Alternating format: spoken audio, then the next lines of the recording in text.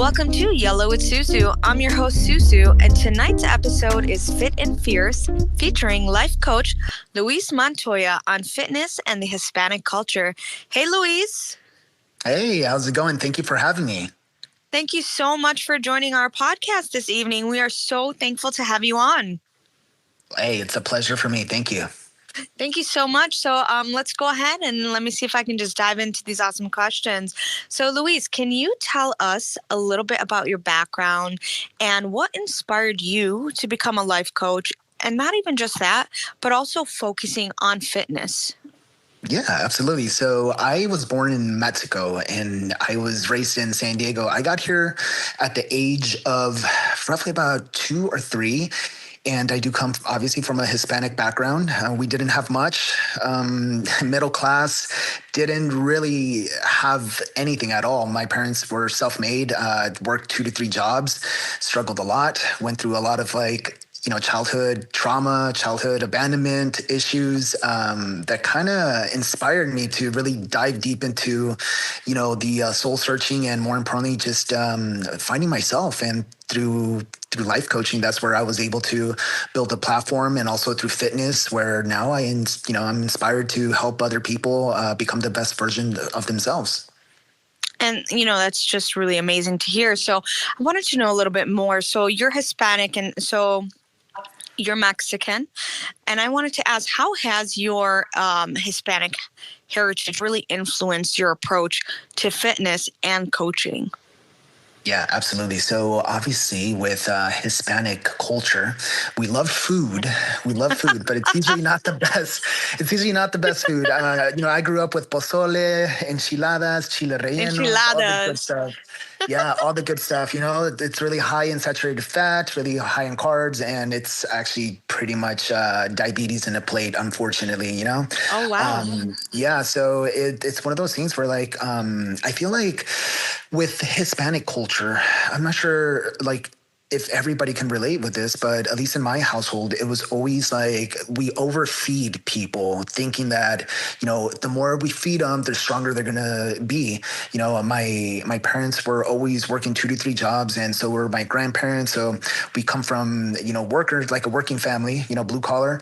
And we were always raised that, hey, you got to have all your meals in and make sure you finish all your food in your plate, even if you're stuffed, so that usually leads to weight gain and a lot of health issues, But even when you start losing weight, I feel like our community is just not that advanced as other cultures when it comes to health and wellness.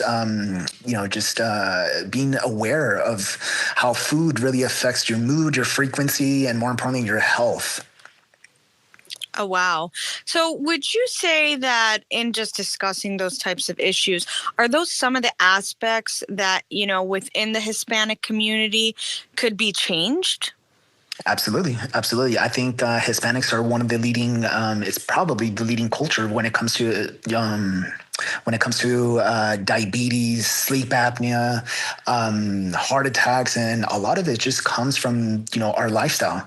Most of us don't, exercise. It's very rare to see a household where, the kids are active and, going to the gym and things like that, kind of like other cultures. But I feel like if we were to start being a little bit more aware and start being more picky with the foods that we bring into the household, I feel like a lot of that can change. I feel like it all starts with parenting. I like to keep people accountable and, kind of call them out where it needs to be called out, especially for us men. Us men, we're the head of the household and we're leaders, we're providers, we're protectors. More importantly, we set the tone in our household.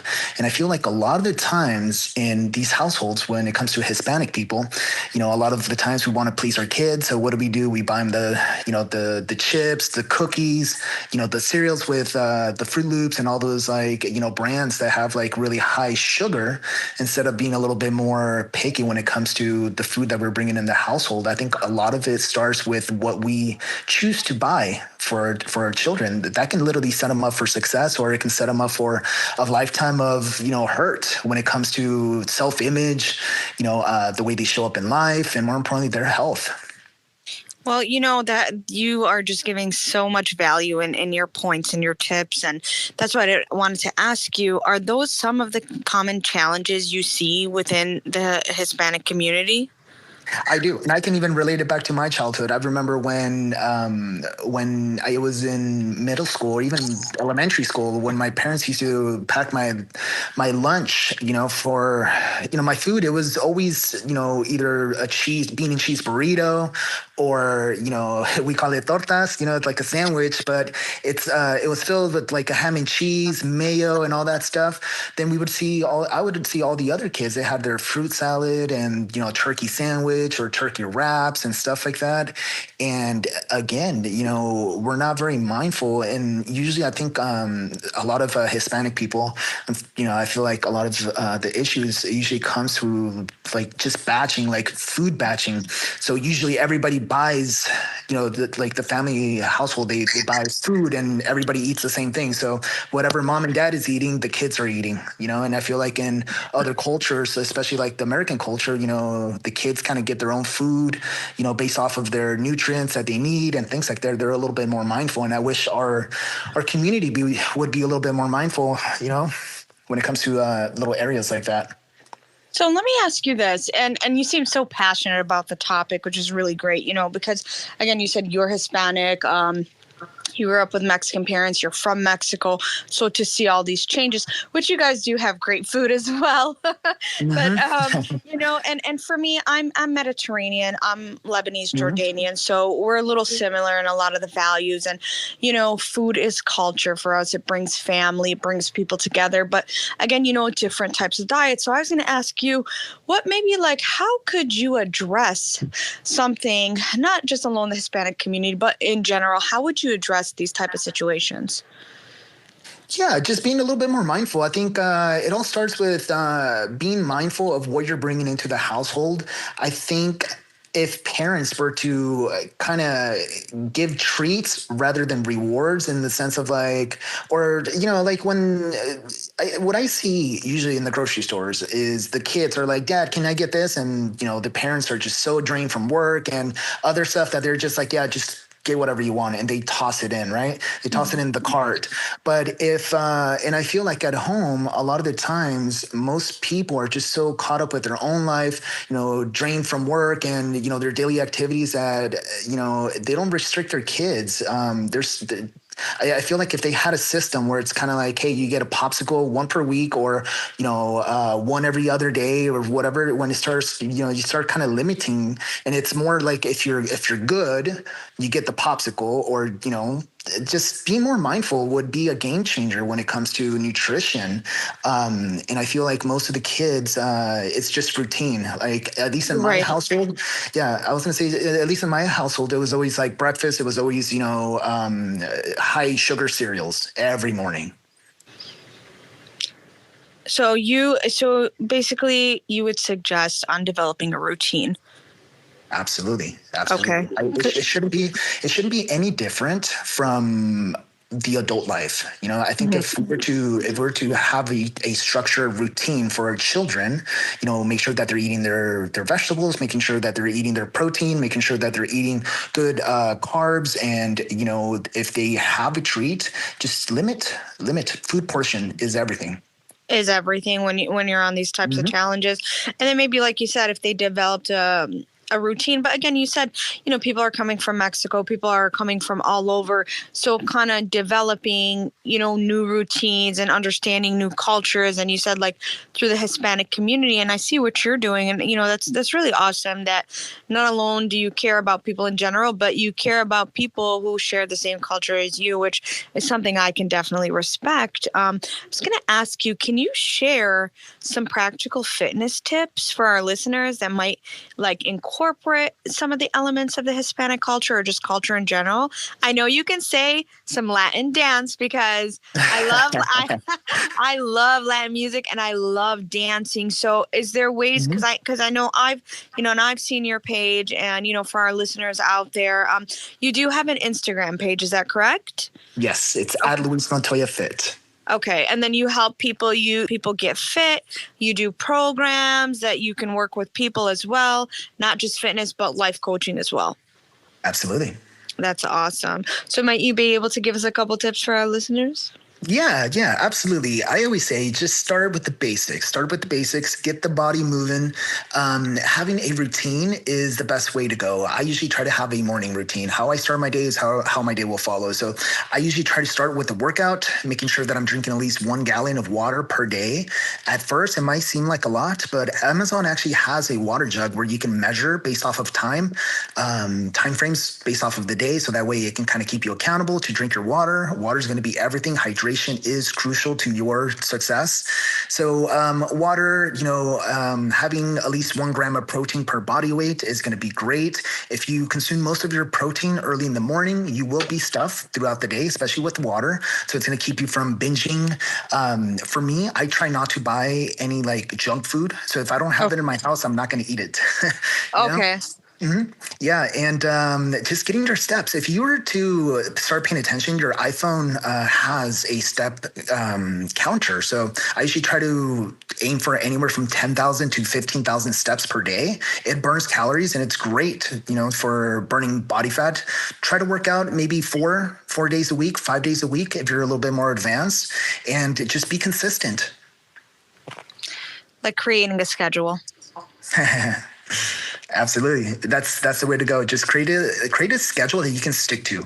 I think like what I try to tell my clients is try to stick to the same routine every single day when it comes to schedule, right? So if you're going to work out, try to work out at the same time every single day. So that way it's already on your calendar. That way it's non-negotiable and you get it done. Most people usually try to work out around their day. Then usually something comes up, then they skip the gym, or they make an excuse. And it's a lot easier to make an excuse than to show up if it's not on the schedule. But if it's on the schedule, you already know what needs to be done. So if I work out at 6 o'clock in the morning every single day, I already know that that's my gym time. Oh wow! Which I was gonna. This kind of leads me into the next question. I've personally seen what you can do, but do you have any success stories, maybe just for yourself or from your clients, that highlight the positive impact of, combining the fitness with your cultural awareness? Yeah, absolutely. So I've been doing this for 14 years. So I've transformed thousands of people. I lost 100 pounds in 1 year. I've helped my brother lose 150 pounds. I've got tons of clients that have lost over 100 pounds and they've gotten in top shape. I've helped a lot of men actually become fitness cover models. So they've been published on various magazines. I've been on 5 international magazine covers. But on top of that, the beauty about everything is it's designed not just for men, but also women. And usually when men do come to me, I love when they come to me because it's usually to get a 6-pack, right? And the first questions that I ask them is, what's going on? They reach out to me to either get a 6-pack or because they went through a breakup because I do life coaching, right? So it's really interesting. Everything ties in together, right? So it's self-identity and how you think is usually a reflection of your life. So usually what I try to do is if they come to me after a breakup and they're overweight and they're like, hey, I want to get in shape. I just, went through a divorce or a breakup. I usually ask them, I relate everything back to faith and to God. So I usually ask them like, how's your relationship with God? And which is kind of random to them, but they're like, well, it's not really good. And I'm like, okay, how's your relationship at home? And they're like, well, not good at all. I went through a big breakup. And I was like, okay, so let's start with your relationship with God. Let's restore that. And that way we can restore the relationship with yourself. So that way you can show up for your partner and have a better relationship at home. How you show up for yourself is how you show up for others. And everything has to lead back to the core, which is faith. Everything is alignment. So usually when they come into the program, that's usually how it starts. After 3 to 6 months, it's really interesting. They become, they're super fit. They get their 6-pack. They're very athletic looking. They look like the guys on the Men's Health magazine covers. But more importantly, I love the life transformation that happens because these individuals, these men, they become better fathers, better husbands, better leaders, more masculine, men of God, and they make more money. And it's a full life transformation, which is truly beautiful. Well, no, that's really amazing to hear. And like you said, you had just kind of went over like so many topics and how all these things kind of combine together. Like for instance, like you said, coming to you after a breakup, or wanting to work on themselves, and just relating, okay, what is your spiritual relationship have to do with your focus on your body? And like you said, because it is true, being a leader as a man, having a relationship with God, and like you said, you're following the teachings of Jesus and trying to actually follow through already, it takes a lot of commitment. And then on top of that, getting that right, and then transforming, or transitioning from that into your fitness workouts, and just like you're saying, is being able to be dedicated. So through all these things that you're talking about, it's about commitment and dedication, which I can see. And that's what I was going to ask you, is having faith, and especially for you, having the faith and your strength in being spiritual, and following Christ, and just kind of letting God take you where you need to be. Has that made it easier for you to get through these difficult times, and being able to follow through with all creating your business and life coaching? Yeah, it gives me clarity. It's not easy. It's not. And a lot of people think that once they surrender their life to Jesus, everything is going to magically just be okay. No, it actually gets worse.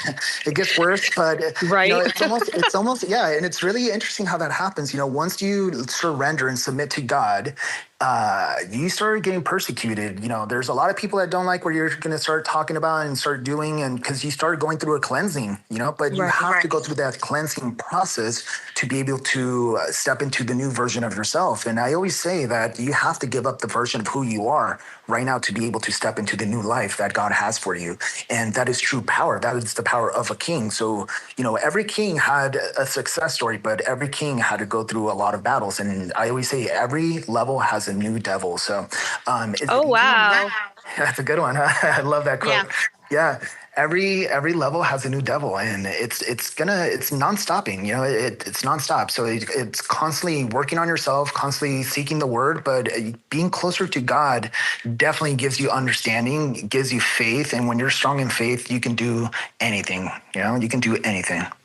No, and I can respect that too. And going back to this, Luis, when you are starting life coaching with someone, is that the first thing that you talk about, is about their strength and their spirituality? Yeah, so what I try to do is I try to utilize what changed my life, and I call that the blueprint. So what I do is I create a blueprint to a life that they want to manifest, a life that they want to become. So my goal is not to help you become the 2.0 version of yourself. My goal is to help you become the most highest elevated version of who you want to become. That is the person that God wants you to become. And a lot of times we don't see it. Like, how do we know something that we don't understand, or we never had, right? So what I do is I get a paper and I start having them write down and manifesting pretty much who they want to become in life. Everything to the dot. For me, it was I was overweight, so I had to lose 100 pounds. So for me, it was like I wanted a six pack, but I didn't just want the six pack. I wanted to be the man in the magazine covers. I wanted to be successful. I wanted to be financially abundant. I wanted to inspire other men to be better. I wanted kind of like it sounds kind of funny saying it out loud, but I wanted kind of like a celebrity lifestyle, And more importantly, I wanted to wear suits. Like, I always loved the sophisticated, classy gentleman look, but I couldn't wear that stuff when I was overweight because it just didn't look good. Fast forward to now, I became everything that I wrote down in that paper. I manifested my life through, daily habits and through that blueprint. So there was a lot of power behind that. So what I did is everything's tied to your self-identity. The moment that I wrote down everything that I wanted on that piece of paper, I signed that contract with God and with myself. And at that very moment when I signed that contract, that old identity, I had to give that up. So as soon as I signed that contract, I started working on myself and I started doing everything that aligned with the new version of who I wanted to become. No, and just congratulations on that. And I've seen some of your covers, and like I said, you've done modeling. You changed your entire life around. You had struggled through so many things, and then you started believing in yourself, and you had your faith in God, and you became dedicated. And like you said, it's not easy, but you kept going. Nothing in life is going to be easy. Nothing in life that is worth having is going to be easy. I always tell people, if I did it, anybody can do it. I myself, I lost a 20-year relationship. I lost a child. I went homeless. I declared bankruptcy.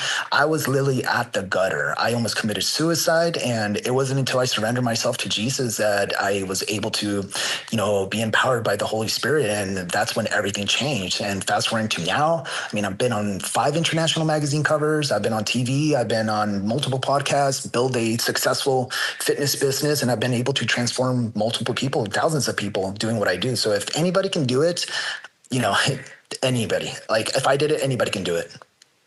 No, and that's very and again, the whole point of this podcast is to be able to fuel the mind, body, and soul with inspirational discussions.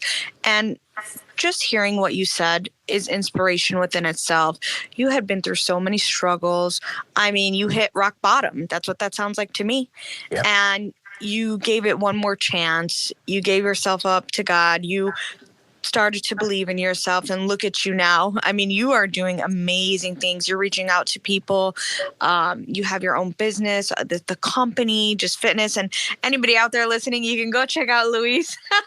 He has put in a lot of work, and just emotionally and physically on your body. And this is what I was going to ask you. For somebody like you had just mentioned, for somebody who might be going those type of struggles, does fitness strengthen you just emotionally and mentally to get through this type of stuff? Yes. So fitness is going to be crucial to your success in life.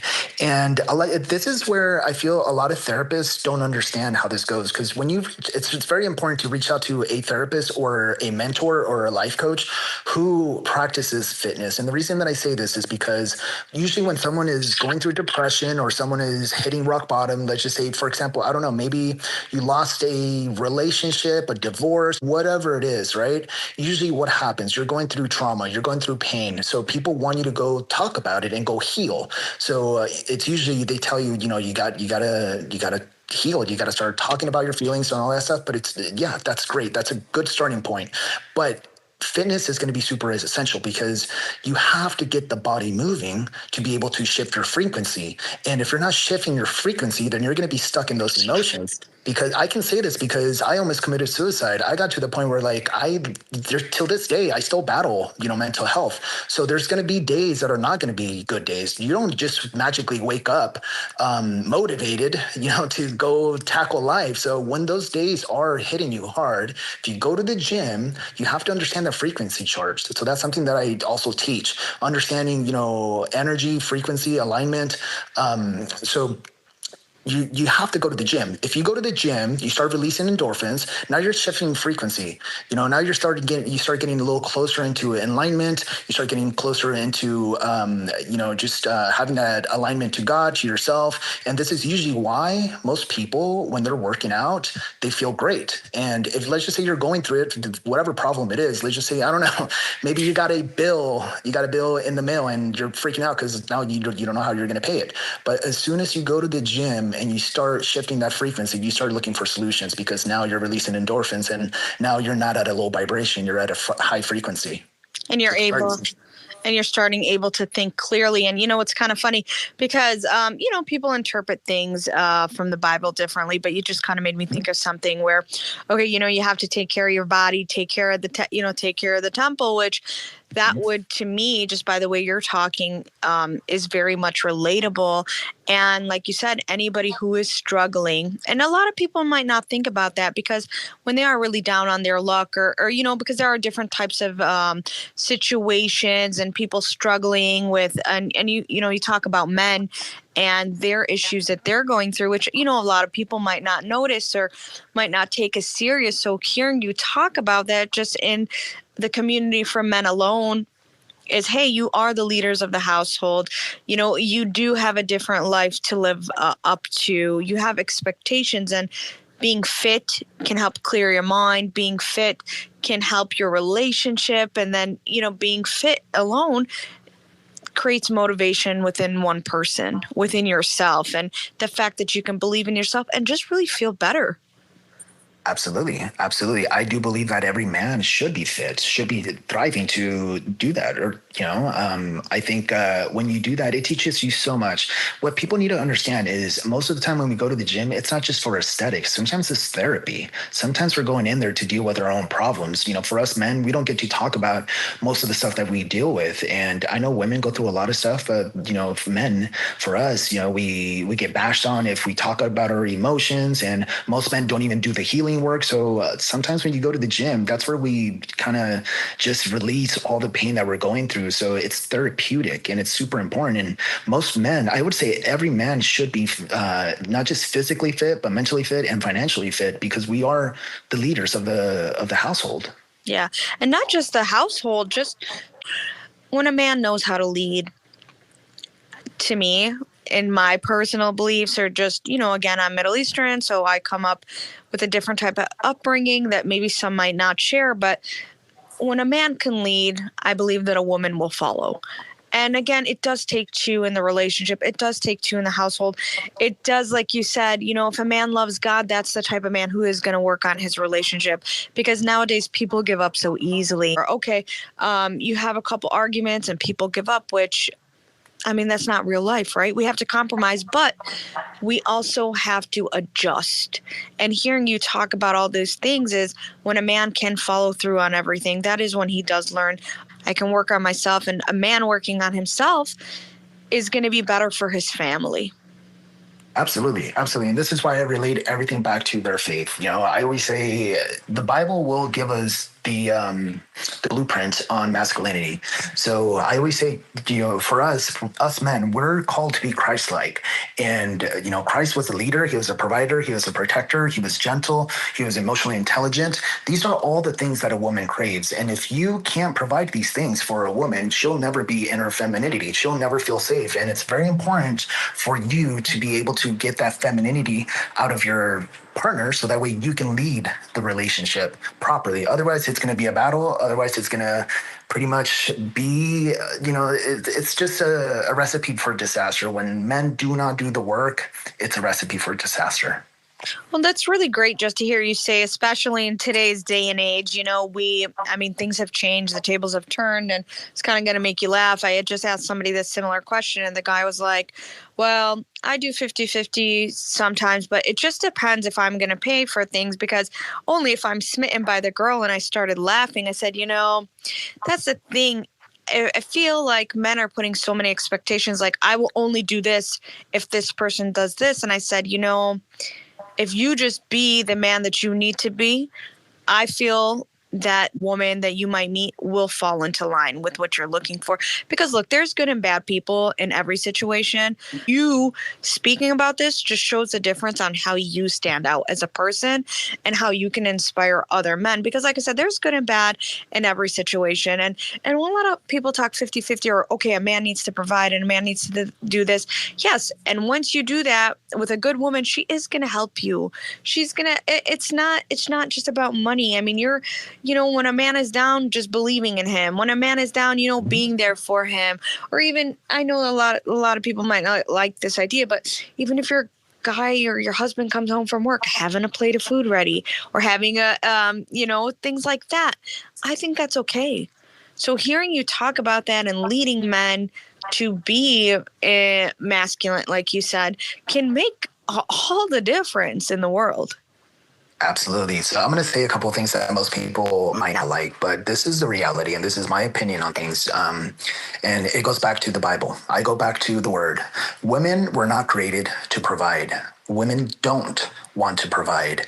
Women do not want to be breadwinners. Women are meant to be helpers. So it is our duty as men to provide. I don't believe in 50-50 relationships. The reason I don't believe in it is because, again, you devalue yourself as a man. When you ask a woman to be in a 50-50 relationship or to split a bill during dinner, you're setting the tone for that woman to either be in her femininity or to be in her masculine. And the moment that you're asking to split that bill, now she gets the sense that you can't provide for her. So now she has to protect herself. Now she can't trust you. Now she doesn't even know if she wants to entertain this. And most men don't realize the impact that actually has long term.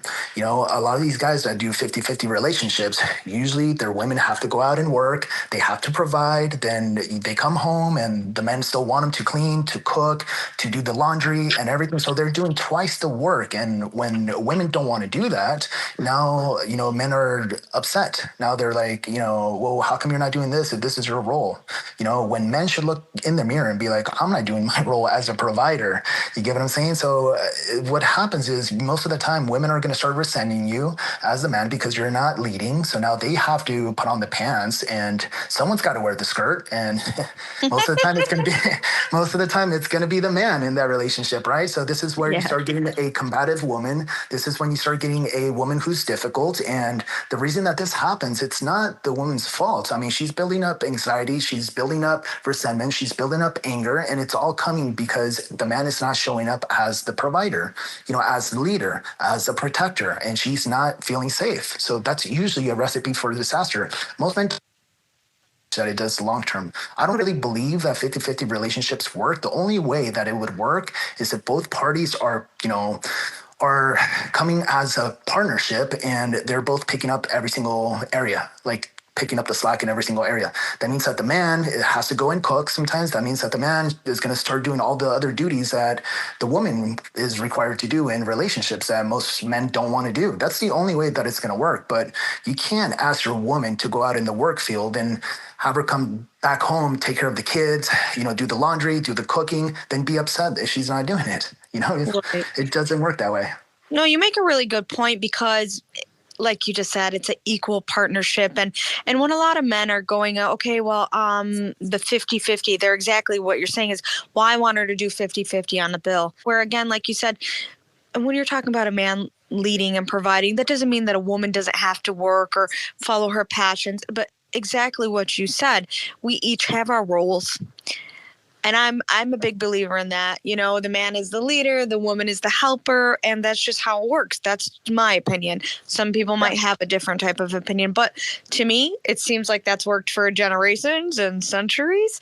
But again, you know, when times are hard, that is again when you know it is a good woman and a woman of God, because that woman is not going to sit there and belittle you. That woman is going to get up and try to help you as much as she can too. So you stating that and understanding that it's an equal partnership, because again, you never know what happens in life. Your husband can lose his job, or he might struggle during a situation, and that's when you know also a woman who loves you and isn't there just for the money, and you know, who loves helping you and loves doing these little things. And again, it's very hard for a woman, and I don't think men really understand this, when a woman is going out of her way, and maybe even if it's a little gift or cooking or just kind of checking on you. Hey, did you eat today? Are you okay?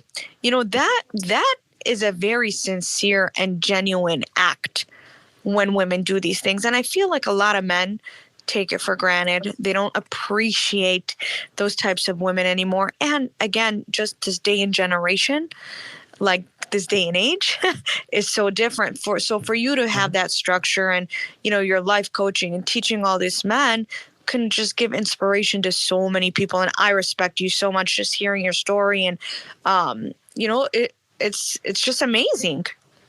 Yeah, thank you. I appreciate that very much. And one thing that I do want to make clear is for me, when I said that I don't believe in 50-50 relationships, again, there's exceptions and, you know, everybody's welcome to run their relationship, you know, any way they want. But I do believe that most 50-50 relationships do not work.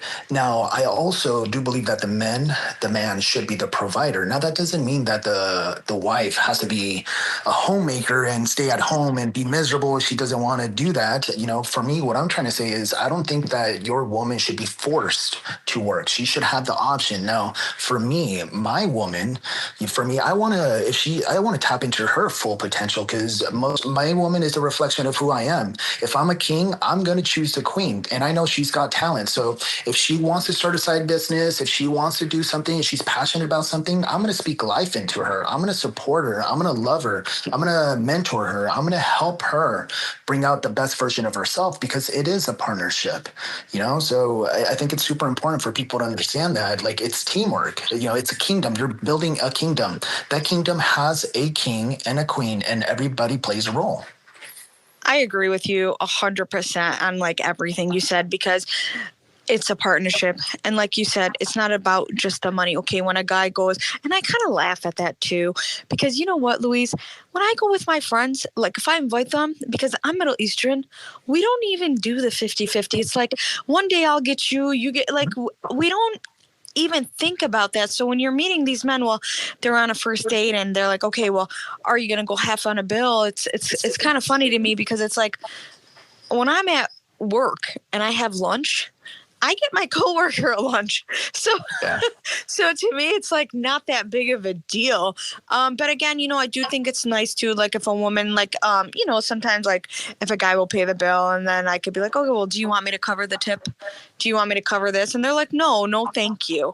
And I said, I just did it out of just to kind of be nice and just offer. But again, I do agree with you, like men are providers and this is not just about money. This is about leadership. So when you are seeing those things, because like you said, when these people do end up doing 50-50, it doesn't really end up doing 50-50. It's like 50-50 on bills, but then the woman is coming home, cooking, cleaning, doing this. But I do believe in this. Like when you have a family, it's okay that, again, I'm Middle Eastern. I have women in my family who work very hard. Then I have women in my family who are homemakers. It's important to be able to stay home with your family and get things ready. Like who's going to teach your family more than you? So especially in the early stages when you get married and, you start to have a family, I mean, that's important to me. So I am not against that. Some other people, and then too, you have like a big feminist push where, I've had this from my own friends where it's like, oh my God, why would you cook for him? Oh my God, why would you want to do this? And I said, first off, I come from a different culture. Respect is a big thing for men. And, I talk to a lot of girls too. And like, oh no, we would never do that. Or let's say your guy doesn't want you. And I tell a lot of women this, maybe your husband doesn't want you around certain people. Usually men have a certain reason. And I'm not saying everyone, but most of the time, the genuine ones, there's a reason. And for me, marriage is a much more important than these people that are going to come and go, because this is the person you're going to spend the rest of your life with. So you have to be able to put your family before everything. And like you said, two people who believe in God and go to God first, those are relationships that can last because that you're not going to give up. That there's struggles. So there's so much to learn from you. And I was going to actually ask you, what advice would you give to someone, not just from the Hispanic community, but anybody who is just starting their fitness journey? What is like something you can maybe tell some of the listeners if you're having a hard time and you just want to get started? Yeah, absolutely. Absolutely. So first things first, set a goal, whatever that goal is. Try to break it down. A lot of people try to think big and they overwhelm themselves, right? So let's just say if you have 100 pounds you have to lose because you're really overweight, right? I'm just going to use this as an example. Thinking of losing 100 pounds is actually kind of overwhelming, right? So Right. for me, what I try to tell people is instead of focusing on the big goal, let's focus on winning the day. Just focus on winning the day, right? So for me, winning the day means I just want to do something productive that's going to help me get closer to those 100 pounds. So what I try to do is I just try to come up with a system where I break down, those goals into 5 critical things that I have to do every single day. So if we're talking about fitness, I'm going to use a couple examples that I would be using as those tools to be able to help me get there. So first thing would be drinking my gallon of water. That's going to help me get closer to losing the weight. Meal prepping. So having a nutrition plan that I'm following every single day. So if I can stick to my meal plan for the day, I'm already winning the day. I'm going to go ahead and put a W next to that. Going to the gym and working out, doing my resistance training, I'm going to put a W on that because I won the day. And also doing my cardio. I got to do my cardio. I got to do some type of physical activity to burn more calories and making sure that I'm active.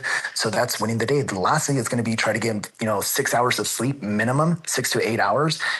You need to rest. You need to rest because resting is super important, especially for hormones. And that's 5 things. If you can cross off those 5 things every single day, you will start getting closer.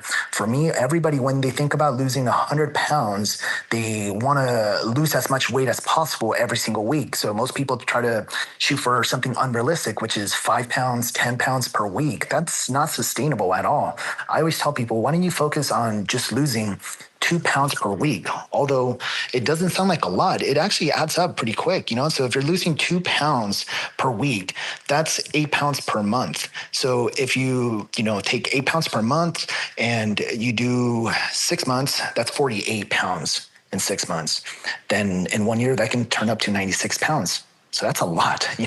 But you don't think about it that way if you're just thinking losing 2 pounds. Most people are kind of disappointed. They're like, I'm doing all this work, for just 2 pounds, but 2 pounds does add up. So just focus on 5 critical things that you can do every single day to win the day, and you'll get the changes that you want. No, and that's really awesome too. And like you said, just for people in the Mexican community and the whole like Latinas or Latinos just in general, is like you said, they have such amazing food and all those whatever enchiladas and all these types of things. But you said like maintaining it, you can still eat food, but instead of eating what I don't even know, what do you do? Like you like 4 enchiladas at a time? I'm not sure how that works. just it's you know, just so just cut it absolutely. down. Like cut it down, all that good food and fajitas. Uh-huh. Yeah. Yeah. So what you want to do is just be more mindful. Again, kind of food portion control is going to be everything. But most of my food, I would say it's either Mexican or Mediterranean food. So Mm-hmm. the food choices that I usually have are going to be steak, chicken, fish, salmon. I usually try to do some rice with it. I'll cook up some Mm-hmm. vegetables. I get roasted vegetables. So I'll do, tomatoes, asparagus, onions, like grilled onions. I try to either air fry everything or barbecue it. And, I'll do some sweet potatoes or red potatoes. That can be considered pretty much Mediterranean food or Mexican food, depending on how you fix it up and how you season it. I always say it's supposed to taste good. It shouldn't be boring. You got to enjoy your food. So use any type of seasonings that you enjoy. And I mean, those food choices that I literally said, you can do kebabs with that, or Oh you can yeah, do carne asada. You know what I'm carne saying? asada. Yeah, so it's the same thing. So just be mindful. Use Mhm. sauces. Like for me, I like to do like homemade salsas. Yeah. Salsa verde. Salsa roja. All that good stuff. Or, whatever you're into. And for people that like Mediterranean food, there's low fat, non fat yogurts that you can use for spreads and things like that. For toppings. You Yeah, shouldn't you got to get hummus. yeah, get some hummus. Yeah. But just tracking your calories is going to be everything. I mean, Yeah. you can eat as much clean food as you want, but you have to understand your body requires a certain amount of calories to be able to either lose weight, gain weight, or maintain your weight. So tracking your calories is everything. So download MyFitnessPal. It's a free platform. You can pay for the pro version if you want to scan like food items, but tracking your food is going to be everything. And no, like you said, like understanding the food, because again, I'm Lebanese, so we make a lot of appetizers, a lot of salads. So like you said, we have something actually similar to like the Spanish rice. It's the red rice. So I love you that. can mix things.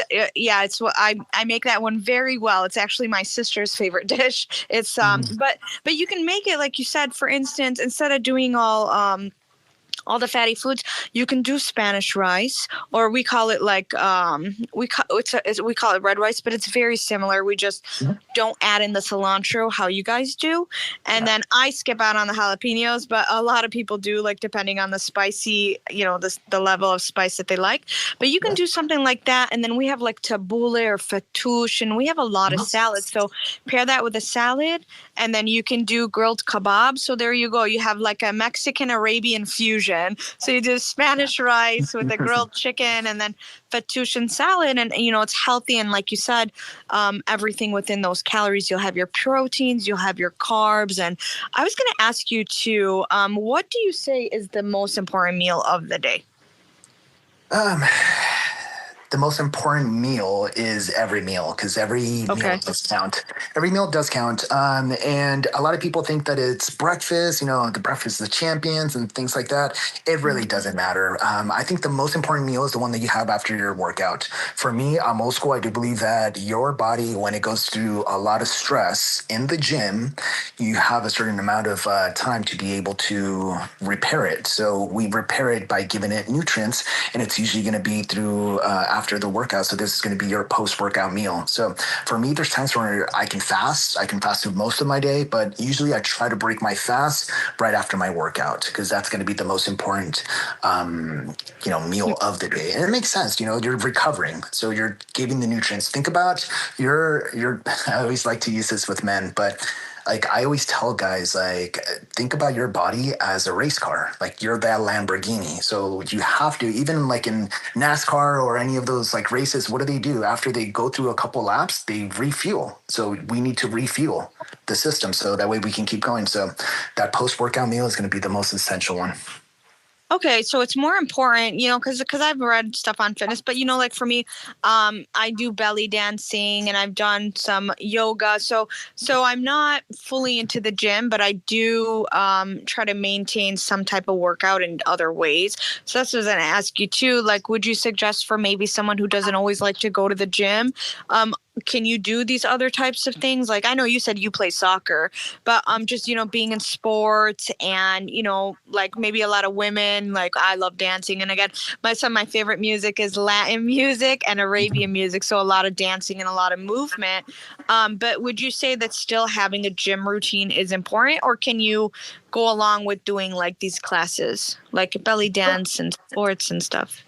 I always say whatever gets the body moving, do Okay. what's fun. Do what's fun, and depending on what your goals are. So, if you're someone who wants to tone up and build some muscle, obviously the dancing is not going to do that. That's just going to keep you lean, and that's going to keep you active, and it's a fun. If you're someone who's trying to maybe build your glutes, build your legs, tone up your back, you have to have resistance training. That's the only way that you're going to be able to build that type of physique. So it's all depending on what your goals are. So that's going to play a huge role. But any type of activity is always welcome. But at the end of the day, what I need people to understand is it doesn't really matter what time of the day that you eat as long as you get the full amount of calories that you need by the end of the day. Okay. So a lot of people think, well, I can't eat after 7 o'clock, because then I'm going to gain weight, or they don't like to wake up first thing in the morning, in the middle of the night and eat. I always tell people it doesn't matter. Your body doesn't know if it's morning, if it's night, if it's, afternoon or anything like that. The only thing that's really going to matter is the total calorie intake of your macros. So if you're allowed, let's just say 1,700 calories a day, as long as you get those 1,700 calories at the end of the day, that's all that really matters. So try to split those calories up into a couple meals throughout the day, and you're going to be golden. It doesn't matter if it's 5 meals, 3 meals, 2 meals, 1 meal. I would prefer it to be more than just one, so that way your body can actually digest properly. But that's going to be it. But yeah, the most important meal I would say would have to be the post-workout meal. The post workout. Well, you have given us so much knowledge this evening. I really appreciate you, taking the time out of your day to be a part of this podcast. And I was going to ask you, do you have any upcoming projects or future plans related to fitness within the Hispanic community or just in general? Yeah, right now I'm really getting into personal development, more than just fitness. I'm trying to tie everything into the brand. So my core values of what my brand stands for is faith, family, fitness, finances, and fun. So That's for me, great. yeah, definitely. I love it. And I think that every man should stand for that. So what I'm trying to do now is I used to do a lot of masterminds revolving business. So I would teach people how to build a 6 or 7 figure business online. So now what I'm trying to do is I'm trying to do like a conference, a men's conference. So I'm going to start hosting a men's conference where I'm going to teach, all the core values of, what a 1% man should be, which is faith, family, finances, fitness, and more importantly, having fun. Wow, that is so honorable. And again, I really respect you for coming on here this evening. I mean, you really did talk about real life issues and struggles, and just to hear your story that, you hit rock bottom, you brought yourself back up. I mean, you lost 100 pounds. You are in shape. You're fit. It's helped to really change your life. So for any listeners out there who would love to get in touch with you, where can they reach you? I know you said you have a website, you do life coaching, fitness coaching, you're an influencer also, you're a model. So how can somebody get a hold of you if they're interested in any of these things? Yeah, the main platform is going to be Instagram. So just send me a direct message. I do check all my inbox. So if you don't hear from me, just try again. I usually do my best to try to answer everything. But it's going to be at Luis Montoya Fit. It is the verified account. So make sure that it is the verified account. There's a lot of fake accounts out there. So just make sure that's the main one that you're going to message. I also do have a website. It's getstarted.luismontoyafit.com. And Facebook is going to be Luis Montoya. Okay, so Facebook is Luis Montoya, and then Instagram is Luis Montoya Fit. So they can reach you on both platforms, and then they can also reach you on your website. And then you do like fitness programs. You also do motivational programs, so they can really reach you out for many different types of things. And then you said you're going to have a conference coming up, so people can kind of stay updated on that and see when is the conference, and they can go. And will that be an in-person conference? Yeah. Oh, I'm actually awesome. going to be hosting it here in San Diego. So it's going to be hosted here in San Diego. And it's going to be early September. Oh, wonderful. That's my favorite. That's my favorite month, favorite season, the fall. So that's kind of cool. Love it. No, I was going to ask you too, Luis. Do you have any shout outs or anything like that you'd love to give out? Yeah. I mean, I just say praise Jesus Christ. All glory to Jesus Christ. If it wasn't for God, I would not be here. That's my main pride and joy. I'm just glad that I was saved and I was able to go through everything that I went through, all the pain, all the struggle, everything that I had to face had a purpose, and I truly understand it now. A lot of times when we're going through pain, we don't understand why it's happening, but I was able to take my pain and use it as my power. And if it wasn't for God and that relationship that I have with my Father, I wouldn't be here. So shout out to God for that. You turned your pain. I kind of like that quote. Like you turned your pain into power. And again, like you said, just coming on here speaking about that, it really takes a lot of courage. And you've been so delightful to speak with. So I really appreciate you taking the time. And I learned so much from you. And I hope anybody out there listening to gets inspired. And again, you guys, you can reach out to Luis on Instagram, Facebook, on his website, and he can maybe help guide you on your path as well. So again, thank you so much, Luis Montoya, for joining us this evening. Yalla. Yalla. Thank you. Thank you. All right. Okay, bye-bye. Bye. Bye-bye, Luis. Bye.